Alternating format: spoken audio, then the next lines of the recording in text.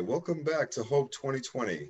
We've got a great session for you right now on social engineering with the incomparable Edward Miro. Hi, Edward. How are you today? All I'm right. doing wonderful. All right, great. So we're going to go right into the video. Let's go ahead, Forrest. Take it away. Thank you. Hello, everyone. My name is Edward Miro, and I'm here to present a talk called SE for Introverts, a proposed handbook. Thank you to Hope 2020, 2600, all the organizers, and everyone behind the scenes making this happen. Thank you to everyone who's watching from home, and I hope everyone's being safe. I really love how our community has come together once again to make our cons virtual. And you gotta imagine there are so many people who, for whatever reason, might not have been able to fly out to New York or Vegas or wherever, suddenly now have access to all this amazing content. And I just think it's important to recognize this beautiful thing that has grown out of these trying times. So I like telling stories in my talks, and I'm going to start this one by telling you about the time I stalked our local FBI office. Okay, so the first time I spoke at any HackerCon was back in 2017, and it was at a local con here in Chico, California called NorCon. I did a talk that had nothing to do with social engineering because I had seen Deviant Olaf's elevator hacking talk from DEF CON 22, and I wanted to also do a fun talk. So I picked vehicle-based surveillance, and not only did I rent a thermal imaging camera and do a ton of experiments in surveillance detection, but also found our local FBI office and tried to interview them. So of course I flexed my OSINT muscles and Googled Chico FBI, and it was pretty easy to get an address. So I drove by a few times, and I didn't notice any conspicuous signage, not that I had any frame of reference for what I was looking for. I went back on the weekend when the parking lot was empty and had a look around. I noticed there were a row of reserved parking spots. I also noticed that the front door had all the office tenants displayed, but something's not really right here. The reserved parking spots over Suite 203, but there's not a Suite 203 on this window. The plot thickens. So I go home, and the next few days I'm thinking about what to do next, and I decide I'm going to go into the building. My pretext, which was the reality of the situation, was that I'm an information security researcher gathering data, and I'm doing a talk on vehicle-based surveillance, and I was there to interview them. I had a spiral-bound notebook and some pens. I wrote down some potential questions just in case they said yes. I wasn't sure if they would talk to me or not. It's not like I was asking for secrets or sensitive intel. My goal, if they said yes, was ask them about the lighter side of vehicle-based surveillance. Does it get boring? Do any funny things ever happen? What's an embarrassing way you blew your cover once? I also gave myself the option to bail at the last minute. That means I could get up to the outside of their door, ready to knock, and still be okay with pretending to be lost and leaving, which is just good solid advice from many situations in life. When I was in my early 20s, I met a man of dubious repute, and he always used to say, "Never pull a job if you're too invested in the score. You have to be able to think logically and walk away if things aren't right." He always used to say the best criminals are the ones that don't need the money. And although I'm not in the crime business, that sentiment always stuck with me. And it supports honoring reason, which we will talk about when I talk about the code of trust. Anyways, so I go. I'm in the lobby, and I get this positive confirmation right here that I'm in the right place. I head upstairs, and there it is. I walk right up to the intercom and push the button. And the most confused field agent says, "Hello?" And I explain who I am and why I'm there. And of course, he just refers me to the PR person at the Sacramento field office. And I asked if I could take a few pictures, and he said, "I guess so." I really hope at FBI hangouts or conferences those guys tell the story of the wild hacker that just decided to come knock on their door and presume to interview them. And of course they denied my request for an interview. A spooky thing that happened at the con that I gave this talk at was after my particular talk, I'm hanging out with a few guys from the local hacker scene, and this guy, he joins our group, and he's totally dressed like a dad, very normal. He leans in and says, "Hey, Edward, I liked your talk. You should have reached out to me. And I'm like, who are you? And he started telling me about how he knew all the local field guys. And then the main conversation kind of picked back up. And I never did finish talking to him or ever even see him again at that event or any future hacker events in our area. Very spooky. Okay. So most talks in the social engineering realm tend to be mostly on the technical side, excuse me, but my talks are generally a little bit different than most. Rest assured, I will not be walking you through how to use GoFish or Set. There's already great content for that, and even though I teach at cybersecurity as my job, I still see myself as more of an InfoSec philosopher or academic versus any kind of high-level technical expert. And I find myself looking at things just a little bit differently than most in our space. A problem that I not only have a different viewpoint on, but also a profound understanding of is being an introvert who really wants to be all they can be. But if you're in that boat and come to that conclusion, you are now gifted with the following paradox. Communication and social skills are a major requirement for being all you can be, but also look at how the current state of communication lately has become so fragmented and in some ways completely devolved. And this is due to many factors, not the least of which is how we've incorporated technology into that equation. I mean, it's so bad that having these skills, even in a rudimentary fashion, can be a major advantage. And having the level of skill like someone like Aleth Dennis, that's like having a superpower. Now, I was/am a nerdy, shy kid. Even though I'm 40 and I'm very comfortable with public speaking, that shy kid he's still at my core. I'm an introvert by nature, but atypically for many of us, and very luckily I think I was also aware that socialization was not only something I wasn't good at, but an obvious advantage. So I focused on it. I learned about it. I am to that end very passionate about the way humans interact. And throughout my study of social engineering, leadership, and professional development, I also noticed something about most of the literature in these areas. They all presume the reader or student has at least a minimum level of comfort and ability with communication and socialization. Well, in the IT world that I live, work, and teach in, most of us are introverts. So if the main demographic of your audience doesn't even have those baseline abilities, a majority of the techniques taught are far from actionable. My current project, the open source social engineering education course, aka Osek, attempts to address this and takes everything I've learned over my career and attempts to disseminate it to our community. So many talks express how important it is to your career to develop these skill sets, and my project and this talk's goal is to attempt to provide a solution to this conundrum. In the following presentation, I'll be walking you through my framework for learning about being enabled to apply social engineering, and even as an introvert. And as a note here before we move on, I have since starting this Osek journey revised that initial premise a little bit. I have found through developing this content and digging so much deeper into these books than I had ever done previously, it's revealed that not only was I wrong assuming I was onto something new, but in the case of people like Robin Dreek and Chris Hednagi and so many others in the SE world, this is precisely what everyone else is looking at too. Okay. So I went to tech school back in 2001. I was hired before I graduated with Earthlink, and my first job was dial-up tech support. For the past 20 years, I've worked in tech support, help desk, ISPs, MSPs, and I've spent many recent years as a freelancer. I got into security about 7 years ago. I did my first talk at a local HackerCon a few years in.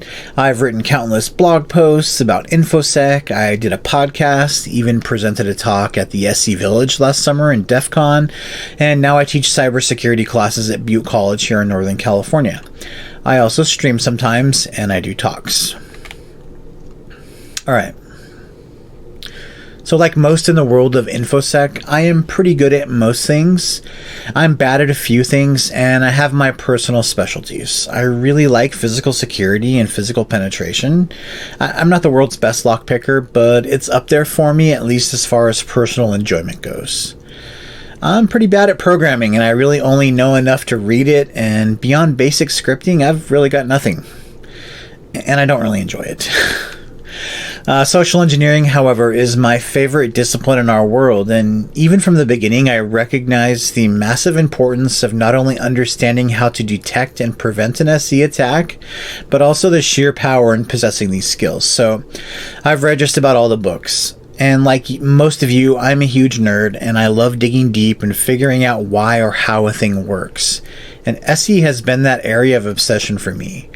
And while I've read just about every book I can get my hands on, I absolutely do not claim to know it all. And if you ever come across someone who does claim to know everything, huge red flag. In fact, the more I've learned about SE or information security in general, the more I realize just how little I actually know compared to what's out there. But I'm sure you get what I'm saying. But to make a more concise point, from my perspective, SE isn't given the respect it deserves. I think it doesn't have the reputation it deserves, and I think its potential for positive self-transformation is highly unknown outside a small number in the field. But here's something a little more quantitative. So Verizon did a study last year and found that over 90% of breaches had phishing as a factor. So, from my perspective, social engineering is being used to unbounded success, but a lot of the cybersecurity education out there could be doing a better job with awareness. I mean, even in the class I taught last semester for Security Plus, the $250 textbook that was required only spends 8 pages on social engineering, and 2 of those pages are on spam, which I guess, but it's not very informative. So I personally supplement, and at least the students who I get will be better prepared. That's my hope, at least. Another side note, I have since removed that expensive textbook from my class, and now I offer my classes as no cost, low cost, and use all open educational resources. As far as reputation goes, I feel like it gets downgraded by more technical hackers as something unsophisticated or not real hacking. Not that based on the data, their opinion really matters that much. I mean, someone owned through SE is no less owned than if you used a more technical vector. Owned is owned, and if you really think about it, it makes sense. If you'll just give me your password or run my payload for me, or I can be standing in your server room, that's the path of least resistance. It's more efficient, it's clearly effective. Part of me thinks it's because women have become the leaders in this field and are naturally amazing at SE. And I think there are a lot of misogynistic gatekeepers out there, and they just really can't handle that. Okay. And as I alluded to earlier, the study of social engineering has the potential to positively transform a person's life. Here's how I figured that out. So when I was in college, I was lucky enough to have been late to register one of my first semesters, and one of the only classes open was public speaking, so I took it. That teacher was also a theater director, and he encouraged me to do a play. The next few semesters, I took about a half dozen communications and theater classes, and even did a few plays. This led me to joining student government, and I was even ASB president one year. I got to attend many leadership conferences. I got very comfortable with interpersonal communications and public speaking, and having this incredibly fortunate series of experiences have paid off in dividends to this day. So going from being an IT/tech vet with my own special kind of random academic variance, then getting into security, it's probably super obvious in hindsight that I'd be interested in social engineering. I mean, I took to it like a natural.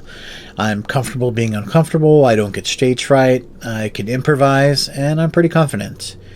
And I also have a few other bits of trivia that helped me a ton too. Before college, I did telemarketing for 2 years, so Phishing, that's my jam.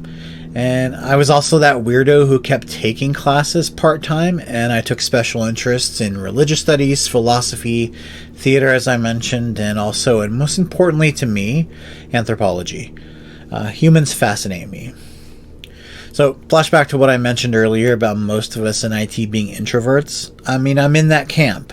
I do still consider myself an introvert. I'm just one that through extensive exposure therapy has learned to flip a switch and turn on extroversion when needed. Spoilers, many people in this field, very prominent speakers, social engineers, experts, they've all told me that they have to turn it on and turn it off as well. So And I can't sustain it forever. And sometimes it comes with a refractory period. And I believe most other introverts can learn this too. I don't see myself as being inherently special. I'm just lucky and privileged and was able to experience what I did, when I did, in the way I did. Okay, so I'm getting into security. I'm writing blogs. I'm doing podcasts. I'm doing YouTube videos, and not just about SE, but technical topics too. And then I have this friend in real life who mentioned they want to learn how to be a social engineer. So me being all gung-ho and confident says, yeah, let's do this. I can teach you. So I start conceptualizing my open source class, and I have my first problem that needs to be solved. Not everyone has the same experience as I've had or this crazy random aggregate skill set. I have to find a way to distill down what is important to teach students and then find a way for them to practice and reinforce these lessons. Sure, many people can grab one of Chris's books and go nuts, but with my friend and so many more, learning how to create a pretext or how tailgating works isn't going to be some silver bullet that gets them everything they need to be successful. And maybe it can give them the knowledge and awareness needed to defend against an SC attack, but they still need those basic communication and socialization skills if they want to communicate what they know to their team or organization. And I know there are amazing classes and workshops you can do, and they do address many of my concerns here and mentor the students, but not everyone can afford one of those seminars, and I'm just doing my part to make sure there's one less barrier for others. The InfoSec community literally gave me everything I have now, and my priority is to give back.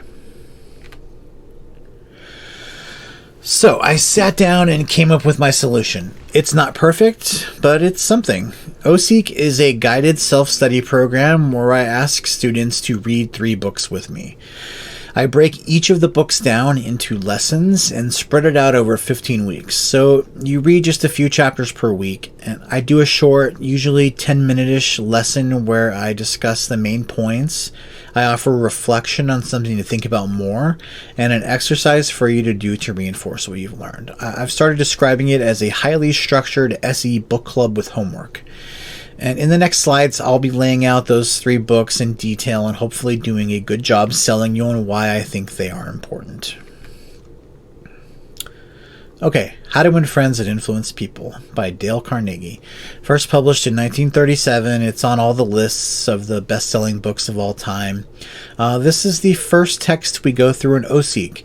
Yes, this book is very dated, and yes, it's used as sales training, and yes, I still have to debate people on its relevance I still have to debate its relevance with people on Twitter. But when you really break it down, there's a reason this book is the go-to recommendation for learning these baseline skills. And despite the off-putting name, it's actually not about being fake or conning people. What you learn is that being an effective socializer or social engineer isn't about tricks or cons. The secret is to become the kind of person that people will like, treat them well, and basically how to not be a jerk in the way you communicate, lead, or deal with other humans. I mean, here's Carnegie's advice on handling people. Fundamental techniques in handling people. Don't criticize, condemn, or complain. My grandpa was like this. If he didn't have something positive to say, he'd say nothing, and he was legendarily well respected. Give honest and sincere appreciation. Emphasis on honest. Arouse in the other person an eager want, and not what you want, what they want, which requires you to focus on them, not you. And here's his advice on making people like you. 6 ways to make people like you. Become genuinely interested in other people. Smile. Remember that a person's name is to that person the sweetest and most important sound in any language. Be a good listener. Talk in terms of the other person's interests. Make the other person feel important and do it sincerely. Yeah, I can totally see why this is so hated, right? It's so greasy. No, I mean, honestly, it's not super shocking advice here. This is basic stuff, but for some reason it's so hard for us. It's so simple and so obvious, but why is this so revolutionary? But it really is. This stuff really does work, and this book makes up the foundation of everything else in my class. And even if you think it's cliche or lame to recommend, you might change your mind after I get into Book 2, The Code of Trust by Robin Dreeke. If you're already into the social engineering world, the name Robin Dreek will be one you already know well. For the rest of us, Robin started as a Marine. He later joined the FBI and ended up the head of the FBI's elite counterintelligence behavioral analysis program. He's the real deal, and his application of social engineering, even though he didn't define it as such in those days, was a life and death proposition. It had to be effective, it had to work. And his book doesn't bury the lead, and he spells the code out in great detail. Even in my class, I can only touch the tip of the iceberg of information that Robin packs into this book, but it all boils down to the code, which is suspend your ego. It's not about you, it's about others. Be non-judgmental. Have empathy. Try to understand and put yourself in their shoes. Validate others. This doesn't mean you have to approve of them. Honor reason. Emotions are great, but we have to root ourselves in what is true and be also able to admit when we don't know something. Be generous. So humans are a cooperative species. Our strength truly comes from reciprocal altruism. So like Carnegie, these principles are really easy to comprehend, but they're really challenging to actually do. And also, like Carnegie, you just can't fake it or pretend. The code doesn't work unless it's authentic. So again, my assertion that social engineering has a dirty connotation, it's debated in this. The world's best and most successful social engineers don't utilize these tools in a way that is at least inherently immoral or unethical. Yes, if we are doing a pen test, we are trying to get people to tell us things they shouldn't and allow us access to areas we don't belong. But like I learned long ago from listening to Chris on the social-engineer.org podcast, if we can conduct ourselves as social engineers in a way that leaves people feeling better for having interacted with us, then that's preferable.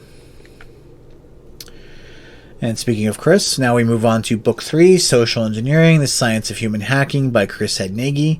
This book ties everything together perfectly. Finally, we get into the real social engineering.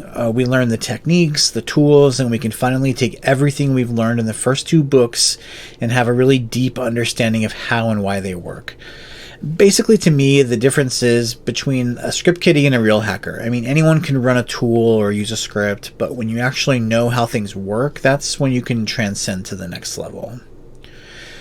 And the way Chris approaches social engineering has also influenced my own perspective in so many major ways. He won't use fear or intimidation when doing a test, unless specifically requested by the client. Doing so may work in the short term, but imagine what you're making that employee go through. If you can't succeed as a social engineer without leaving a trail of bodies, you may want to think about another career. Will it work? Absolutely. Will that company ever hire you again? Probably not.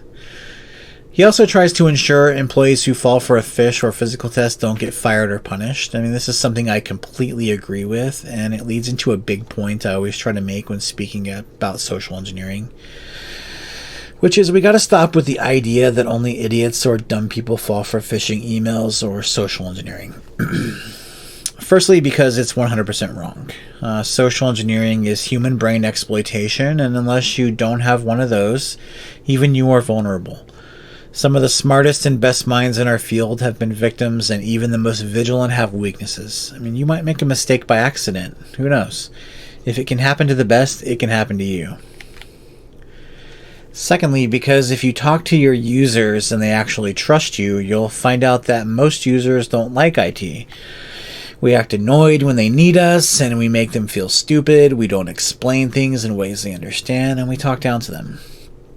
If your users know you think only idiots fall for phishing, how likely would you imagine they are to disclose an incident to you? Yeah, probably zero. And it's probably not even their fault. I mean, most companies aren't doing the kind of ongoing security awareness training that's really needed. So some of you might have already been hacked, and maybe the user didn't even have the awareness to detect it. Or maybe they knew only dumb people would fall for that, and they're not going to tell anybody. Or if they know they're likely to get fired for being a human being, I'm sure they'll be lining up to admit that something happened.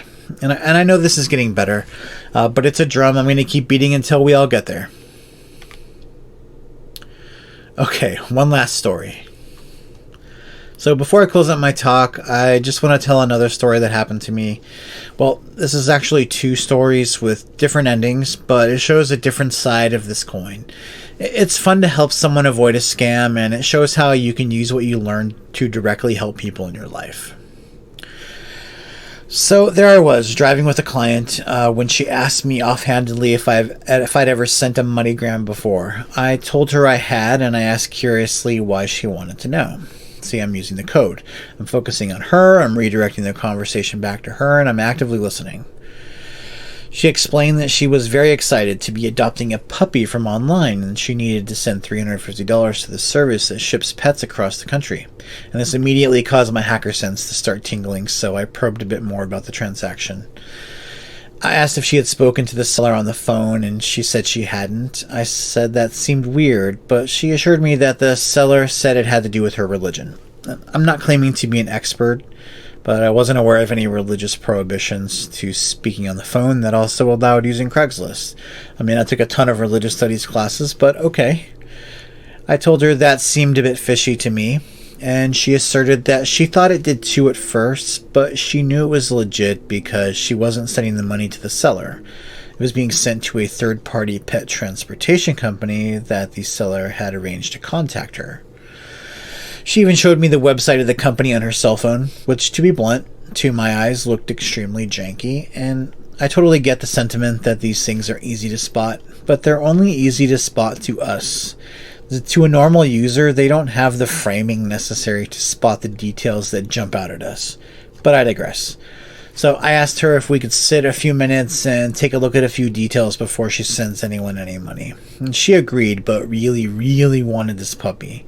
And I think I could see her amygdala glowing. The first thing I asked to look at was the emails back and forth from the seller. I checked Google and all the other major social media sites for the seller's name. No matches. Couldn't Google the seller's email address due to the Craigslist email relay system. This in and of itself might be okay. I mean, we all use pseudonyms online sometimes, and Craigslist's site, you might not want to use your real name. Fine. She then showed me the email thread with the shipping company. So the first strange thing I noticed from the emails was the link to the pet shipping company. The name didn't really match the URL on the link. I mean, you'd think a business would be able to get their own name right. I also saw that if you Googled the name given by the shipper, it's extremely similar to a legitimate pet shipping company, and indeed that legit company comes up as the first site due to Google fixing our query. So when you go over to the link in the email, however, the site itself was pretty terrible, but not to my client, who is not as seasoned as I am at catching these kinds of scams. I also showed her that the company didn't have any social media presence at all. No Facebook, Twitter, anything. Also, the email address that was contacting her was really long company name at outlook.com. So she also told me that she had spoken to the shippers on the phone, and I asked if she still had their number. She did, but she told me she could never get through when she called them, and they'd always have to call her back. I asked for the number and called it on my phone. Of course, it was a Google Voice number. Not only that, it was set to screening mode. You know, the one where it says, "Hi, the person you're calling is using a screening service from Google and will get a copy of this conversation. Go ahead and say your name and why you're calling." She also told me when he did call her back, he was rude and tried to get her to hurry up and send the money. I told her I was 100% confident this was a scam, and I advised her not to go through with the deal. Of course, at this point, she was extremely unhappy, but felt it was still a legitimate transaction because she had had pictures sent to her of not only the puppy, but of the puppy in the shipping crate at the shipping company waiting for payment to be shipped. She explained that it's not like it was a person trying to sell dogs or from a puppy mill. It was a lady giving it away for free, and the money was for the shipping. She just didn't see why a scammer would go to the trouble of doing that and felt the pictures were authentic. So I asked her to save all the images to her device, and then I showed her how to do reverse image searches. But before she did them, I asked if she agreed that if this wasn't a scam, those pictures wouldn't exist anywhere on the internet. She agreed, and each of the pictures was found at least 9 other places online. Her heart sank, and she didn't really have any further rebuttals to my concerns. She knew it was a scam, and I just saved her from losing at least $350, not to mention that the scammer would have also asked for more money later for shots and insurance, and who knows how far they might have gotten. Okay. So here are the main red flags. Seller wouldn't talk on the phone. Seller name didn't seem legitimate. Name of shipping company didn't match URL and email. Googling company name shows close match with legitimate company. Company website very poorly designed and implemented. Company has no social media presence. Email address of contact at company using generic email address and not a legit domain. Contact at company could only call her, and she was never able to make inbound calls. Phone number of company was Google Voice number. Reverse image searches shows proof photos unoriginal. And here's some of the tactics that were used by the scammers in this to make it more successful. Listed as an adoption versus a sale to alleviate concern. Handed off to second party to build legitimacy. Uses cute puppy pictures to appeal to emotion and overrule suspicion. Counted on target not paying attention to detail. Shipper established a sense of urgency. So she was thankful, and I told her to be very careful when anyone from online ever asks her to send money. I told her in all likelihood this was probably one person the whole time, hence why the person adopting out the dog couldn't talk on the phone. They were also probably not even in this country, as we know many of these scams aren't. She did say that the shipper's English wasn't good. I also told her to make sure she shares this experience with all her friends and family, and not to be embarrassed. I always feel the best way to handle someone getting caught in a scam is to be on their side and never shame them. We are all susceptible to scams and social engineering, and the best way to proceed is to empower them to share what they've learned. I also sent her a link to an article on the Better Business Bureau site about how these types of scams work, and she was shocked at how similar the experience was to the one in the article. I didn't just tell her something and expect her to trust me. I explained why I felt the way I did, and I showed her exactly how to see what I saw and to come to the same conclusions I had, but on her own. So using my knowledge of SC not only enabled me to help my client, but I was also able to influence her, understanding in a way that empowered her to pay it forward and keep sharing the knowledge. I bet she's the scam expert now in her circle and shows everyone how to do reverse image searches. Now, the really funny thing is, a couple of weeks later, I met another person that started telling me about the Munchkin cat she was buying from online. So I asked her all the same questions, and it was beat for beat the same story. This time it was even more obvious because not only were the pictures stolen from other sites, but they were straight off Shutterstock.com. And she even called the shippers on speakerphone to prove me wrong, and the guy who answered said, "Oh, those are the other sites stealing our photos." I was like, "Yeah, buddy, Shutterstock is stealing photos from pet shipping companies." Right. Unfortunately, this particular person was already partway into the scam cycle and had already sent them at least the beginning money. I suspect when I mentioned how they'll be asking for more for shots and insurance, the look she gave me probably means she's further into the scam than she wanted to admit. And she got out, didn't think I was right. And this is the sunken cost fallacy, aka the consistency principle at work here. Well, a couple days later, she reported, and she sent me a text message. "You were right. They took me for $800. How much to send them a virus?"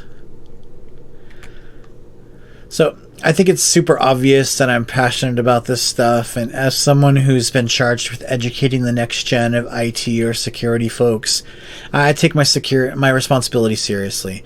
I don't just preach this stuff, I live it. I don't do OSEK for money or external validation. I do it specifically to take what I've learned and what has helped me so much in the past and give it back to the community and contribute to that knowledge base that has given me so much over the past 20 years. In fact, I'm on record that if any of my side projects or my Twitch channel or YouTube ever make any money, 100% of that goes to the Innocent Lives Foundation. If you don't know, the Innocent Lives Foundation is made up of information security rock stars that use open source intelligence and social engineering to unmask child predators and human traffickers for prosecution by law enforcement. So they're the real heroes, and if you want to support me, my projects, or my message, then I would direct you to support the ILF. So that's the hat I'm throwing into the ring. Social engineering is a fascinating field of study, and I think by building the right foundation, we can not only make our learning more efficient and have a higher retention, but can also make the knowledge more actionable. SE has also been a catalyst in my life for my own personal growth, and my mission is to share this with our community. So check out Osek, read these books with me, and let's go on this journey together. And finally, I want to express how much I appreciate you all for listening to me today. Check out my sites listed here, and if you have any questions or comments, please feel free to contact me anytime. Thank you again to everyone making this amazing event happen. Hope 2020. Once again, I'm Edward Miro. Thank you. Hi, welcome back. Thanks for joining us here at Hope 2020. We're here with Edward Miro, who has just spoken to us about the social engineering. Edward Miro. Hi, how are you doing tonight, Ed? I'm doing great. How's it going over there? All right, very good. Well, we have a couple of questions for you. If you're ready to take them, we'll go ahead and get them ready for you.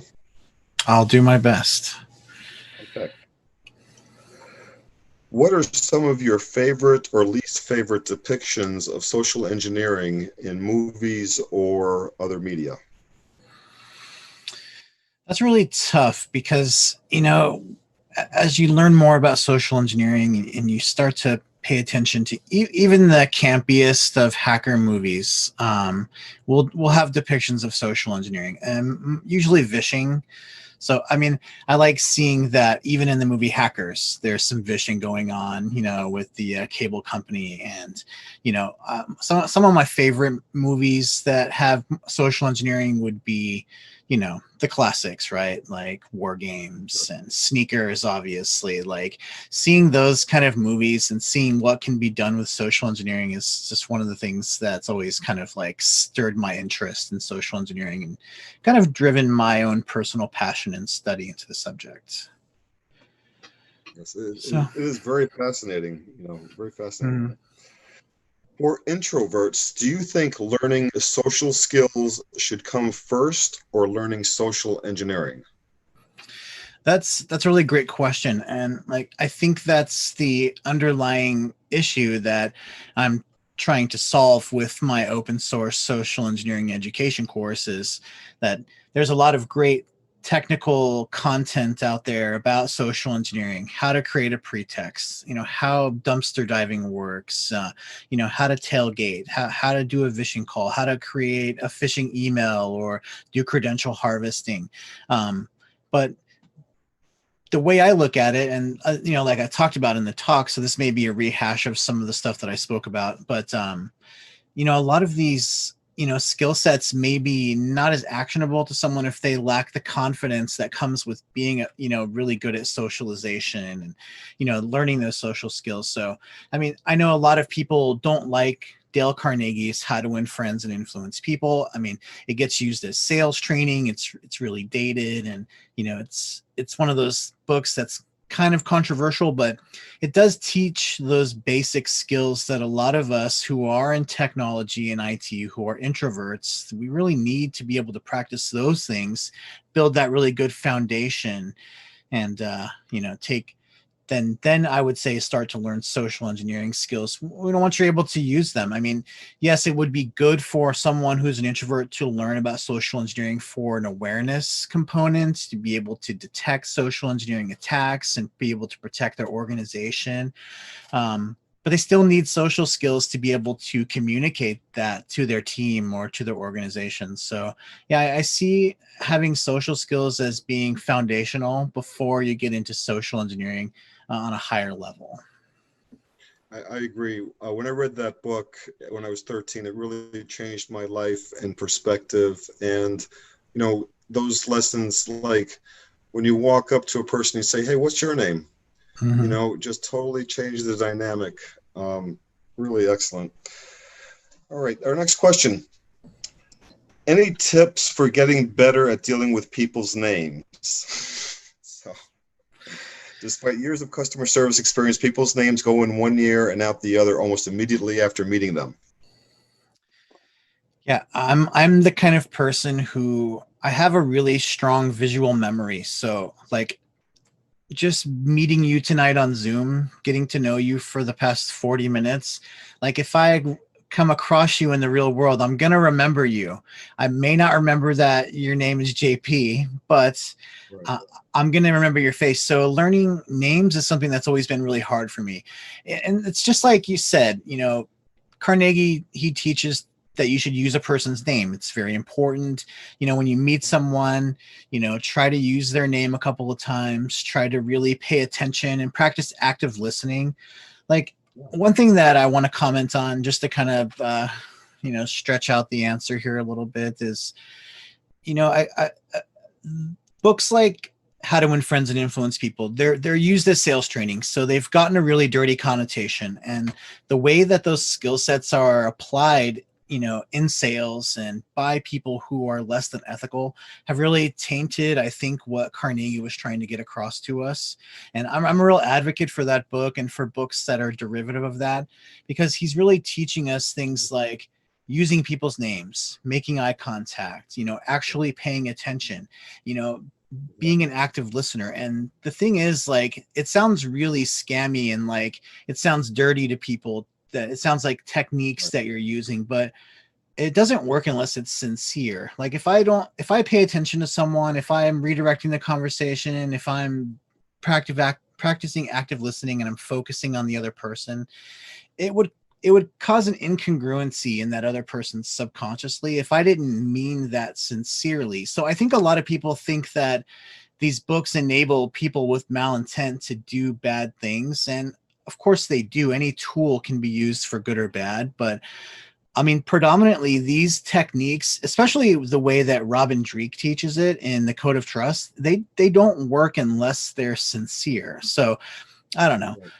Yeah, I don't know if that answers your question. And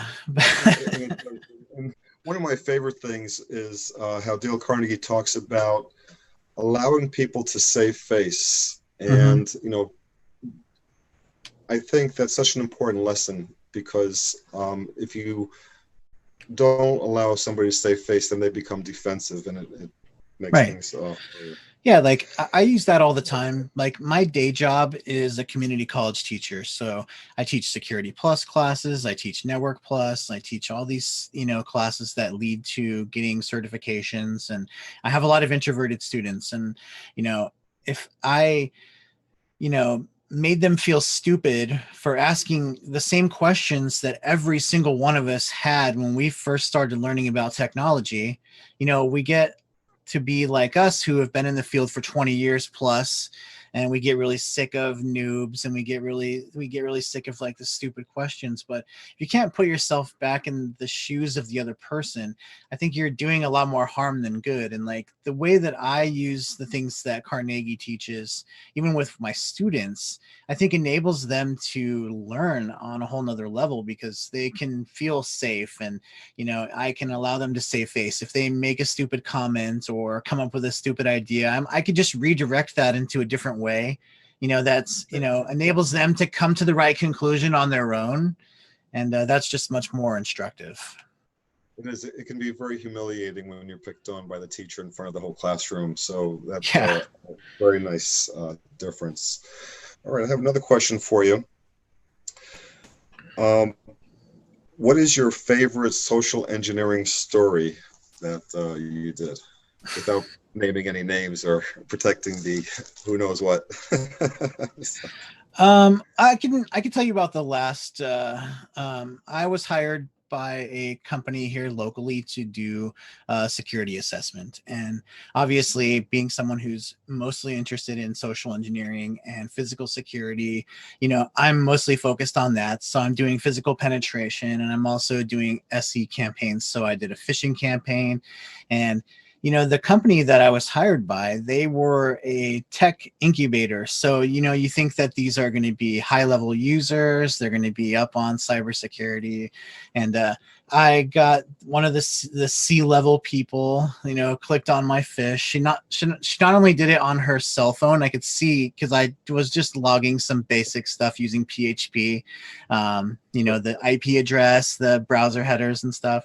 And I saw that it was the same person that had, not only did she use her cell phone on the mobile network, but when she got home, she also checked out the same link. And, it's just the basic, like, Amazon, you missed your shipment, please click here to update. And you get to, you hear this like sentiment in the world of technology that we're not going to fall for these things. Social engineering is stupid. It doesn't really work in the real world. Like, only dumb people fall for social engineering.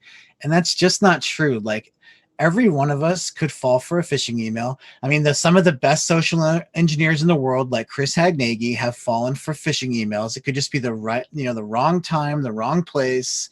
You might make a mistake, and like, right. So I think that's always a very important point to take away. It's like, yeah, I probably wouldn't go around telling everybody how, only stupid people fall for these things, because it would be really embarrassing to fall for one yourself, and you will.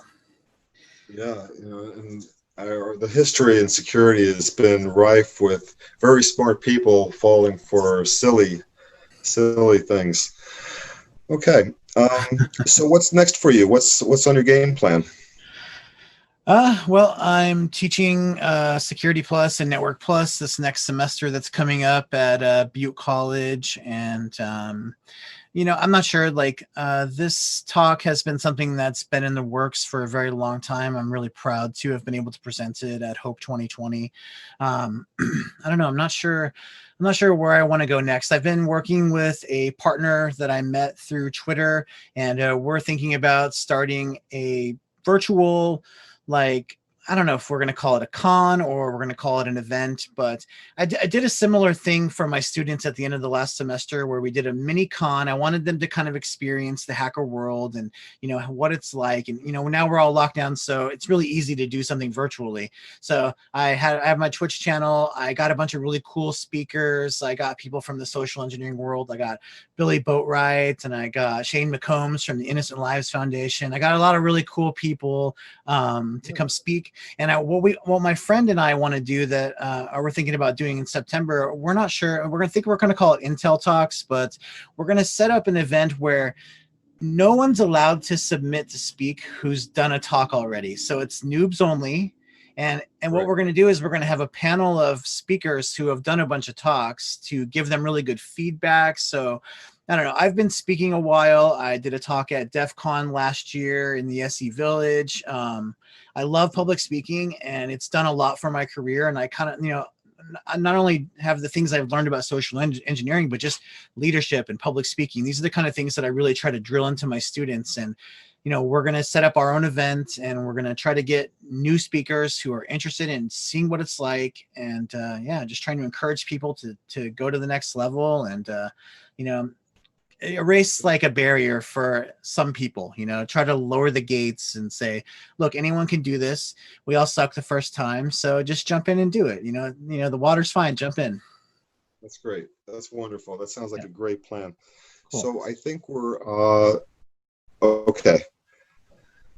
Here's another question for you. Very interesting. You were right. They took me for $800. How much to send them a virus? Did you end up sending them a virus, or did you follow up with something else? No, I of course I would never send someone a virus, obviously. And if my FBI guy is listening, I promise I didn't do it. No, I didn't. Like, I just thought it was really funny because the second person in that story, she was just so sure. She had bought into the scam early on. She'd already invested the first initial money. And then the consistency principle kind of keeps people locked into these things to where they get tunnel vision. They've already invested a lot of money. And a lot of times with these pet scams, not only they're, paying the amount for the pet, but they also get hit up for, oh, I need an extra $100 for insurance, or now I need an extra $100 for shots. And and since they've got you hooked with a big fat amount in the beginning, like people are so unwilling to admit that they've been scammed or to pull out of the initial investments. So she was just like, no, you're wrong. And I just thought that was so funny when I got that text message, and I was just like, Yeah, I mean, these people are probably in another country. They're probably behind a VPN. Like, there's nothing you can do. That's why they do the scams that they do. Right. I'm really sorry. Tell all your friends and family what happened. Don't be embarrassed. And that's another thing I'm really big about is like, don't be don't be embarrassed. Like this happens to a lot of people. It probably happens to so many people that we don't know about because people are too embarrassed to admit that it's happening. So we probably don't even know at what scale these scams are happening. But I think people need to start, being more open about it, talking about it, and that way people that aren't aware of the types of vectors that are out there can start to see them. Exactly. So yeah. Definitely a good education and exposure for all the info security risks that people see in the virtual world and also with social engineering. Edward Yeah. Miro, on behalf of all the attendees and all the volunteers here at Hope 2020, we really want to thank you very much for sharing your talk on social engineering. It was very well received, and we had some great questions. Thank you, sir. Yeah. Thank you so much. I really appreciated this. All right. Thank you. And we're going to go ahead to some bumps right now. Please take it away, Forrest.